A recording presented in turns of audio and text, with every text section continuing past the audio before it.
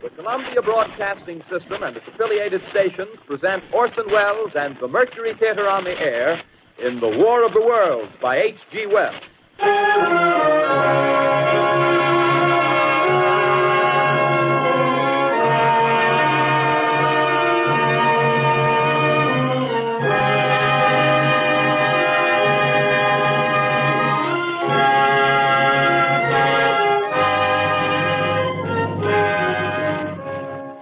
Ladies and gentlemen, the director of the Mercury Theater and star of these broadcasts, Orson Welles. We know now that in the early years of the 20th century, this world was being watched closely by intelligences greater than man's, and yet as mortal as his own. We know now that as human beings busied themselves about their various concerns, they were scrutinized and studied, perhaps almost as narrowly as a man with a microscope might scrutinize the transient creatures that swarm and multiply in a drop of water. With infinite complacence, people went to and fro over the earth about their little affairs, serene in the assurance of their dominion over this small, spinning fragment of solar driftwood, which by chance or design, man has inherited out of the dark mystery of time and space. Yet across an immense ethereal gulf, minds that are to our minds as ours are to the beasts in the jungle, intellects vast, cool, and unsympathetic, regarded this earth with envious eyes and slowly and surely drew their plans against us. In the 39th year of the 20th century came the Great Disillusionment. Near the end of October, business was better. The war scare was over. More men were back at work. Sales were picking up. On this particular evening, October 30th, the Crosley service estimated that 32 million people were listening in on radios. For the next 24 hours, not much change in temperature. A slight atmospheric disturbance of undetermined origin is reported over Nova Scotia, causing a low-pressure area to move down rather rapidly over the northeastern states, bringing a forecast of rain accompanied by winds of light gale force. Maximum temperature 66, minimum 48. This weather report comes to you from the Government Weather Bureau. We take you now to the Meridian Room in the Hotel Park Plaza in downtown New York, where you will be entertained by the music of Raymond Raquello and his orchestra.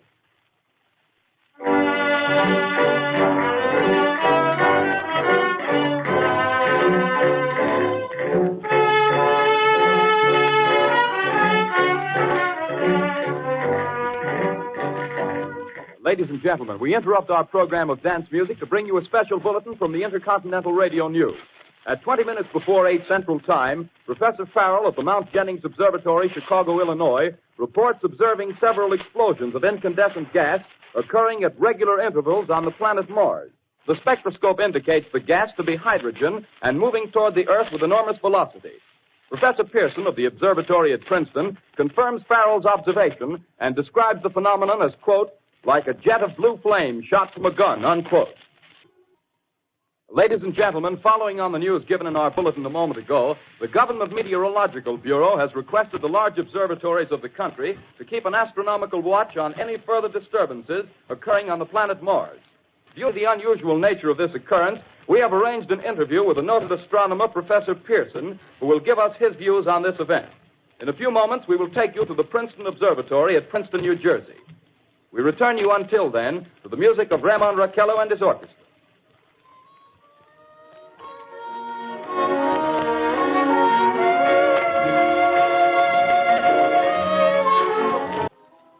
We are ready now to take you to the Princeton Observatory at Princeton, where Carl Phillips, our commentator, will interview Professor Richard Pearson, famous astronomer. We take you now to Princeton, New Jersey. Good evening, ladies and gentlemen.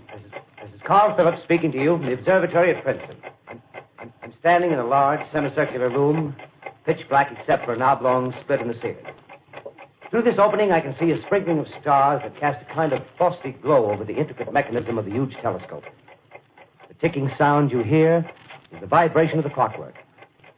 Professor Pearson stands directly above me on a small platform, peering through the giant lens. I'll ask you to be patient, ladies and gentlemen, during any delay that may arise during our interview. Besides the ceaseless watch of the heavens, Professor Pearson may be interrupted by telephone or other communications. During this period, he is in constant touch with the astronomical centers of the world. Professor, may I begin our questions? At any time, Mr. Phillips. Professor, would you please tell our radio audience exactly what you see as you observe the planet Mars through your telescope? Nothing unusual at the moment, Mr. Phillips. A red disk swimming in a blue sea. Transverse stripes across the disk. Quite distinct now because Mars happens to be at the point nearest the Earth, in opposition, as we call it. In your opinion, what do these transverse stripes signify, Professor Pearson?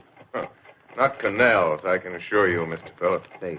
Although that's the popular conjecture of those who imagine Mars to be inhabited. From a scientific viewpoint, the stripes are merely the result of atmospheric conditions peculiar to the planet. Then you're quite convinced, as a scientist, that living intelligence as we know it does not exist on Mars? I should say the chances against it are 1,000 to 1. And yet, how do you account for these gas eruptions occurring on the surface of the planet at regular intervals? Phillips, I cannot account for it. By the way, Professor, for the benefit of our listeners, how far is Mars from the Earth? Approximately 40 million miles. Well, that seems a safe enough distance. Just a moment, ladies and gentlemen. Someone has just handed Professor Pearson a message. While he reads it, let me remind you that we are speaking to you from the observatory in Princeton, New Jersey, where we are interviewing the world-famous astronomer, Professor Pearson. One moment, please. Professor Pearson has passed me a message which he has just received. Professor, may I read the message to the listening audience? Certainly, Mr. Phillips. Ladies and gentlemen, I shall read you a wire addressed to Professor Pearson from Dr. Gray of the Natural History Museum, New York. Quote, 9:15 p.m. Eastern Standard Time. Seismograph registered shock of almost earthquake intensity occurring within a radius of 20 miles of Princeton. Please investigate. Signed, Lloyd Gray, Chief of Astronomical Division. Unquote. Professor Pearson, could this occurrence possibly have something to do with the disturbances observed on the planet Mars? Hardly, Mr. Phillips. This is probably a meteorite of unusual size, and its arrival at this particular time is merely a coincidence. However, we shall conduct a search as soon as daylight permits. Thank you, Professor. Ladies and gentlemen, for the past 10 minutes, we've been speaking to you from the observatory at Princeton, bringing you a special interview with Professor Pearson, noted astronomer. This is Carl Phillips speaking. We are returning you now to our New York studio.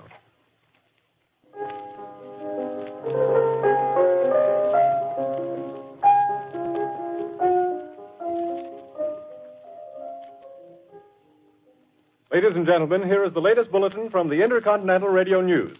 Toronto, Canada. Professor Morse of Macmillan University reports observing a total of 3 explosions on the planet Mars between the hours of 7:45 p.m. and 9:20 p.m. Eastern Standard Time. This confirms earlier reports received from American observatories. Now, nearer home, comes a special bulletin from Trenton, New Jersey.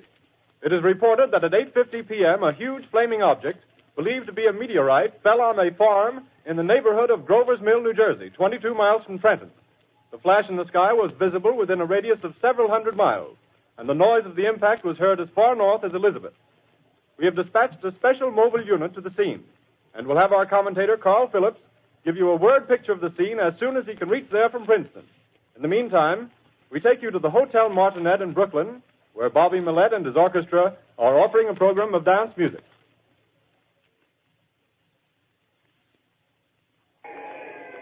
Ladies and gentlemen, this is Carl Phillips again, out at the Wilmot Farm, Grover's Mill, New Jersey. Professor Pearson and myself made the 11 miles from Princeton in 10 minutes. Well, I hardly know where to begin. To paint for you a word picture of the strange scene before my eyes, like something out of a modern Arabian Nights. Well, I just got here. I haven't had a chance to look around yet. I guess that's it. Yes, I guess that's the thing directly in front of me, half buried in a vast pit. Must have struck with terrific force. The ground is covered with splinters of a tree. It must have struck on its way down. But I can see the object itself doesn't look very much like a meteor.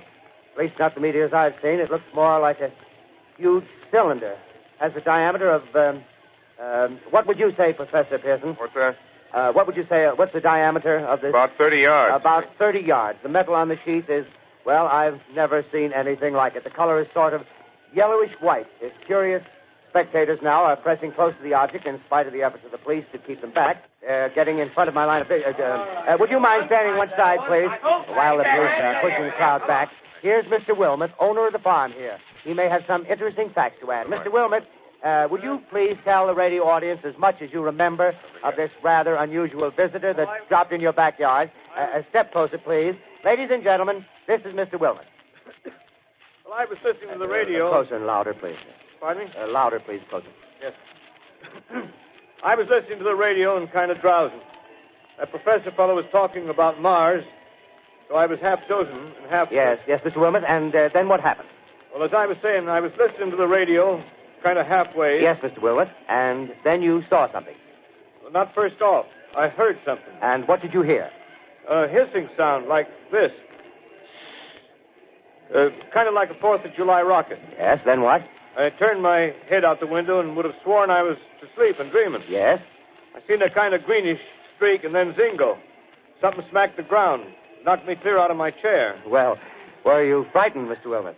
Well, I ain't quite sure. I reckon I was kind of riled. Well, thank you, Mr. Wilmot. Thank you very much. Yeah, you want me to tell No, that's quite all right. That's plenty. Ladies and gentlemen, you've just heard Mr. Wilmot, owner of the farm where this thing has fallen. I wish I could convey the atmosphere, the background of this fantastic scene. Hundreds of cars are parked in a field in back of us, and the police are trying to rope off the roadway leading into the farm, but it's no use. They're breaking right through. The car's headlights throw an enormous spotlight on the pit where the object's half buried. Now, some of the more daring souls now are venturing near the edge. Their silhouettes stand out against the metal sheen. One man wants to touch the thing. He's having an argument with the policeman. Now, the policeman wins.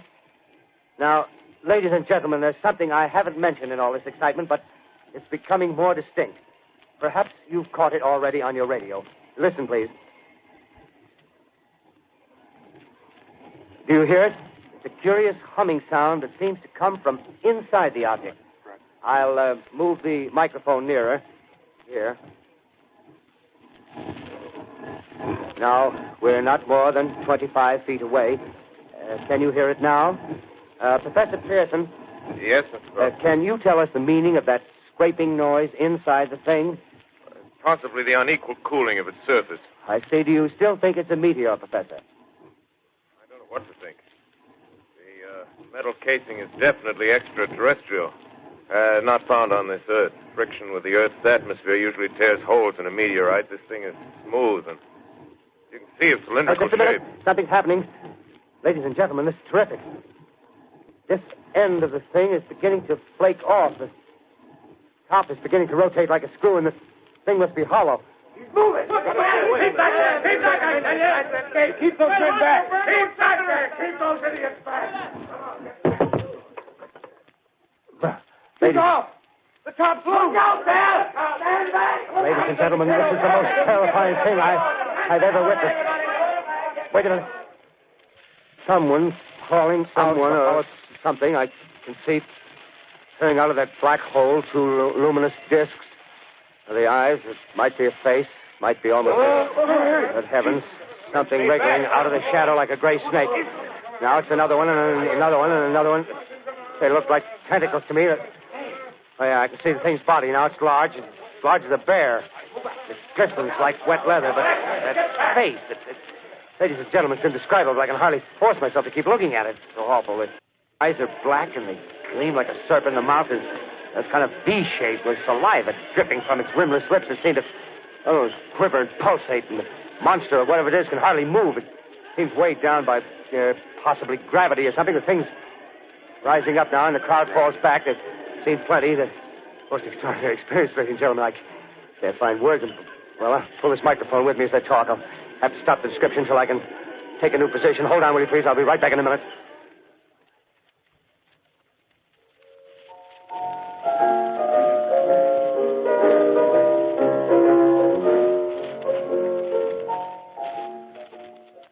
We are bringing you an eyewitness account of what's happening on the Wilmuth Farm, Grover's Mill, New Jersey.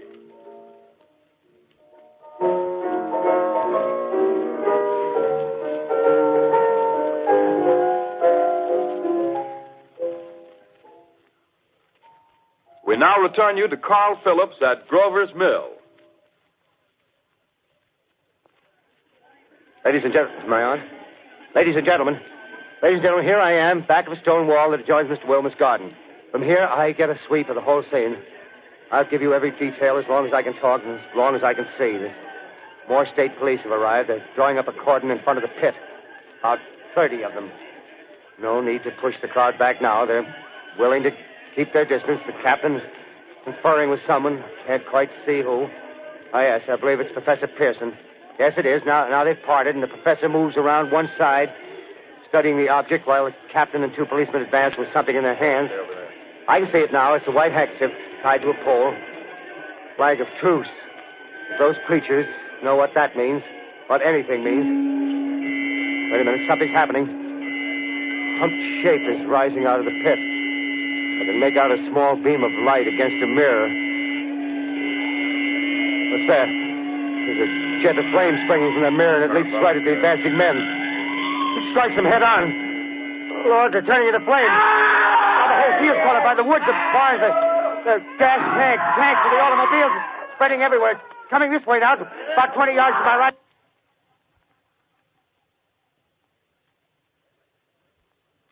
Ladies and gentlemen, due to circumstances beyond our control, we are unable to continue the broadcast from Grover's Mill. Evidently, there's some difficulty with our field transmission. However, we will return to that point at the earliest opportunity. Ladies and gentlemen, I've just been handed a message that came in from Grover's Mill by telephone. Just one moment, please. At least 40 people, including 6 state troopers, lie dead in a field east of the village of Grover's Mill. Their bodies burned and distorted beyond all possible recognition. The next voice you hear will be that of Brigadier General Montgomery Smith, commander of the state militia at Trenton, New Jersey.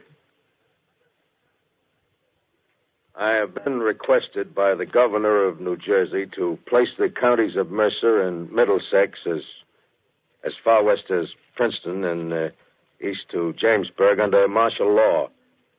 No one will be permitted to enter this area except by special pass issued by state or military authorities. 4 companies of state militia are proceeding from Trenton to Grover's Mill and will aid in the evacuation of homes within the range of military operations. Thank you. You have just been listening to General Montgomery Smith, commanding the state militia at Trenton. In the meantime, further details of the catastrophe at Grover's Mill are coming in. The strange creatures, after unleashing their deadly assault, crawled back in their pit and made no attempt to prevent the efforts of the firemen to recover the bodies and extinguish the fire. The combined fire departments of Mercer County are fighting the flames which menace the entire countryside. We have been unable to establish any contact with our mobile unit at Grover's Mill, but we hope to be able to return you there at the earliest possible moment. In the meantime, we take you to... Just one moment, please. Ladies and gentlemen, I have just been informed that we have finally established communication with an eyewitness of the tragedy. Professor Pearson has been located at a farmhouse near Grover's Mill, where he has established an emergency observation post. As a scientist, he will give you his explanation of the calamity. The next voice you hear will be that of Professor Pearson, brought to you by direct wire. Professor Pearson. Of the creatures in the rocket cylinder at Grover's Mill, I can give you no authoritative information either as to their nature, their origin, or their purposes here on Earth. Of their destructive instrument, I might venture some conjectural explanation. For want of a better term, I shall refer to the mysterious weapon as a heat ray. It's all too evident that these creatures have scientific knowledge far in advance of our own. It's my guess that in some way they are able to generate an intense heat in a chamber of practically absolute non-conductivity. This intense heat they project in a parallel beam against any object they choose by means of a polished parabolic mirror of unknown composition, much as the mirror of a lighthouse projects a beam of light. That is my conjecture of the origin of the heat ray. Thank you, Professor Pearson. Ladies and gentlemen, here is a bulletin from Trenton. It is a brief statement informing us that the charred body of Carl Phillips has been identified in a Trenton hospital. Now, here's another bulletin from Washington, D.C. the Office of the Director of the National Red Cross reports 10 units of Red Cross emergency workers have been assigned to the headquarters of the state militia, stationed outside of Grover's Mill, New Jersey. Here's a bulletin from State Police, Princeton Junction. The fires at Grover's Mill and vicinity are now under control. Scouts report all quiet in the pit, and there is no sign of life appearing from the mouth of the cylinder. Now, ladies and gentlemen, we have a special statement from Mr. Harry McDonald, Vice President in charge of operations. We have received a request from the state militia of Trenton to place at their disposal our entire broadcasting facilities. In view of the gravity of the situation, and believing that radio has a responsibility to serve in the public interest at all times, we are turning over our facilities to the state militia at Trenton. We take you now to the field headquarters of the state militia near Grover's Mill, New Jersey. This is Captain Lansing of the Signal Corps, attached to the state militia, now engaged in military operations in the vicinity of Grover's Mill. Situation arising from the reported presence of certain individuals of unidentified nature is now under complete control. The cylindrical object, which lies in a pit directly below our position, surrounded on all sides by 8 battalions of infantry, without heavy field pieces, but adequately armed with rifles and machine guns. All cause for alarm, if such cause ever existed, is now entirely unjustified. Things, whatever they are, do not even venture to poke their heads above the pit. I can see their hiding place plainly in the glare of the searchlights here. With all their reported resources, these creatures can scarcely stand up against heavy machine gun fire. Anyway, it's an interesting outing for the troops. I can make out their khaki uniforms crossing back and forth in front of the lights. Looks almost like a real war. There appears to be some slight smoke in the woods bordering the Millstone River, probably fire started by campers. Well, we ought to see some action soon. One of the companies is deploying on the left flank. A quick thrust and it'll all be over. Now, wait a minute. I see something on top of the cylinder. No, it's nothing but a shadow. Now the troops are on the edge of the Wilmot Farm. 7,000 armed men closing in on an old metal tube. A tub, rather. Well, wait, that wasn't a shadow. It's something moving. Solid metal, kind of a shield-like affair rising up out of the cylinder. It's going higher and higher. What? It's standing on legs, actually rearing up on a sort of metal framework. Now it's reaching above the trees and the searchlights are on it. Hold on.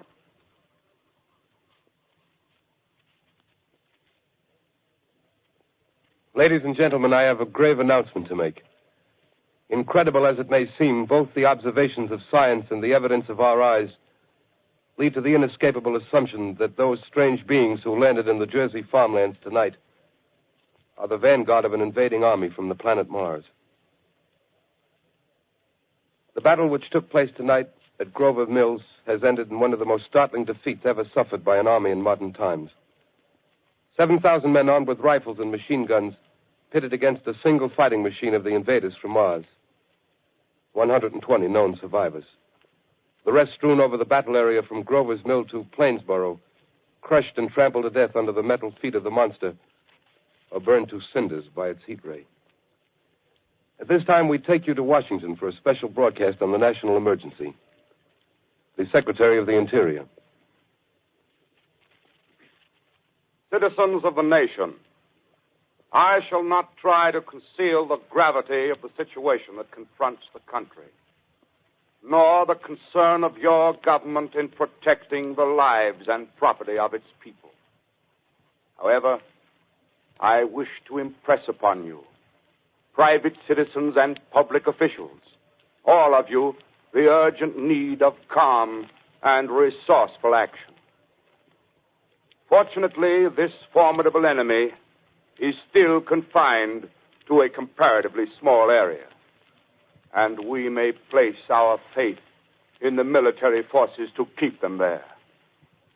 In the meantime, placing our faith in God, we must continue the performance of our duties, each and every one of us, so that we may confront this destructive adversary with a nation united, courageous, and consecrated to the preservation of human supremacy on this earth. I thank you. You have just heard the Secretary of the Interior speaking from Washington. Bulletins too numerous to read are piling up in the studio here. There have been several attempts made to locate Professor Pearson of Princeton, who has observed Martians at close range. It is feared he was lost in the recent battle. Langham Field, Virginia. Scouting planes report 3 Martian machines visible above treetops, moving north toward Somerville with population fleeing ahead of them. The heat ray is not in use, although advancing at express train speed, invaders pick their way carefully. They seem to be making a conscious effort to avoid destruction of cities and countryside. However, they stop to uproot power lines, bridges, and railroad tracks. Their apparent objective is to crush resistance, paralyze communication, and disorganize human society. Here is a bulletin from Basking Ridge, New Jersey. Coon hunters have stumbled on a second cylinder similar to the first, embedded in the great swamp 20 miles south of Morristown. Army field pieces are proceeding from Newark to blow up the second invading unit before the cylinder can be opened and the fighting machine rigged. They are taking up a position in the foothills of Watchung Mountains. Another bulletin from Langham Field, Virginia.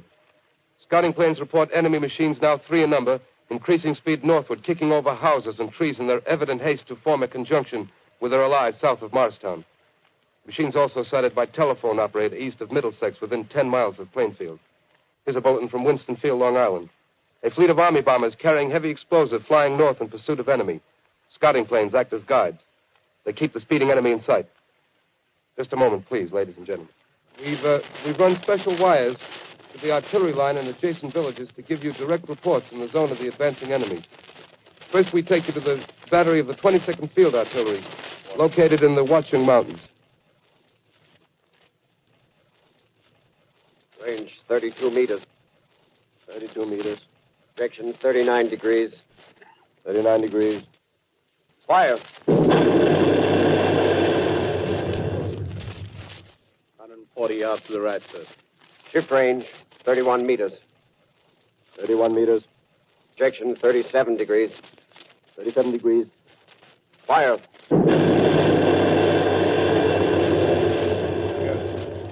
Hit, sir. Got the tripod of one of them.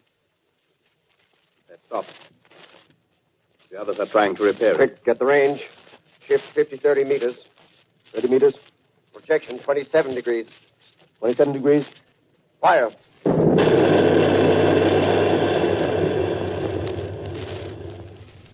Can't see the shell land, sir. Letting off a smoke. What is it? Black smoke, sir. Moving this way. Lying close to the ground. Moving fast. Put on gas masks. Get ready to fire. Shift to 24 meters. 24 meters. Projection 24 degrees. 24 degrees. Fire.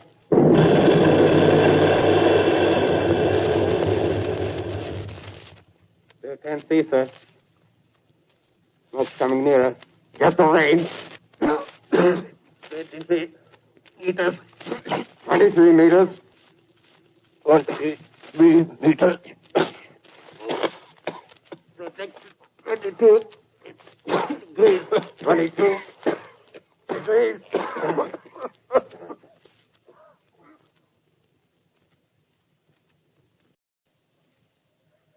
This is Bayonne, New Jersey, calling Langham Field. This is Bayonne, New Jersey, calling Langham Field. Come in, please. This is Langham Field. Go ahead. 8 Army bombers in engagement with enemy tripod machines over Jersey Flats. Engines incapacitated by heat ray. All crashed. 1 enemy machine destroyed. Enemy now discharging heavy black smoke in direction of... This is Newark, New Jersey. This is Newark, New Jersey. Warning. Poisonous black smoke pouring in from Jersey marshes. Reaches South Street. Gas masks useless. Urge population to move into open spaces. Automobiles use routes 7, 23, 24. Avoid congested areas. Smoke now spreading over Raymond Boulevard. I'm speaking from the roof of Broadcasting Building. I'm speaking from the roof of Broadcasting Building, New York City. The bells you hear are ringing to warn the people to evacuate the city as the Martians approach. Estimated in the last 2 hours, 3 million people have moved out along the roads to the north. Hutchison River Parkway still kept open for motor traffic. The void bridges to Long Island hopelessly jammed. All communication with Jersey Shore closed 10 minutes ago. No more defenses. Our army is wiped out. Artillery, Air Force, everything wiped out. This may be the last broadcast. We'll stay here to the end. People are holding service here below us in the cathedral. Now I look down the harbor, all manner of boats, overloaded with fleeing population pulling out from docks. Streets are all jammed. Noise and crowds like New Year's Eve in city. Wait a minute. The enemy is now in sight above the Palisades. Five great machines. First one is crossing the river. I can see it from here, wading the Hudson like a man wading through a brook. A bulletin is handed me. Martian cylinders are falling all over the country. One outside of Buffalo, one in Chicago, St. Louis. Seem to be timed and spaced. Now the first machine reaches the shore. He stands watching, looking over the city. The steel cowlish head is even with the skyscrapers. He waits for the others. They rise like a line of new towers on the city's west side. Now they're lifting their metal hands. This is the end now. Smoke comes out, black smoke drifting over the city. People in the streets see it now. They're running toward the East River, thousands of them, dropping in like rats. Now the smoke's spreading faster. It's reached Times Square. People are trying to run away from it, but it's no use. They're falling like flies. Now the smoke's crossing 6th Avenue, 5th Avenue. 100 yards away. It's 50 feet.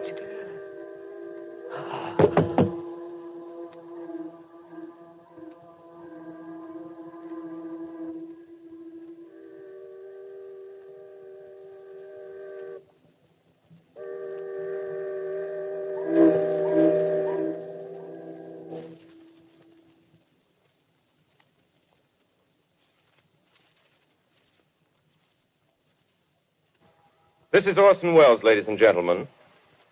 Out of character, to assure you that the War of the Worlds has no further significance than as the holiday offering it was intended to be.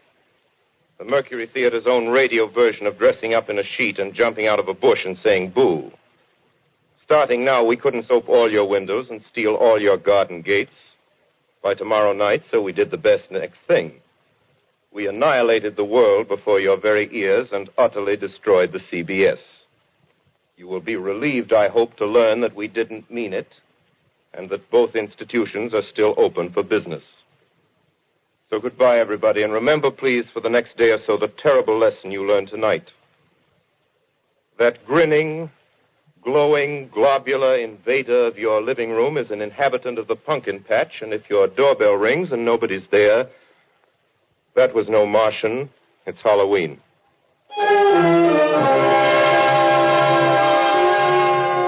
Tonight, the Columbia Broadcasting System and its affiliated stations coast to coast has brought you The War of the Worlds by H.G. Wells, the 17th in its weekly series of dramatic broadcasts featuring Orson Welles and the Mercury Theater on the air. Next week, we present a dramatization of 3 famous short stories. This is the Columbia Broadcasting System.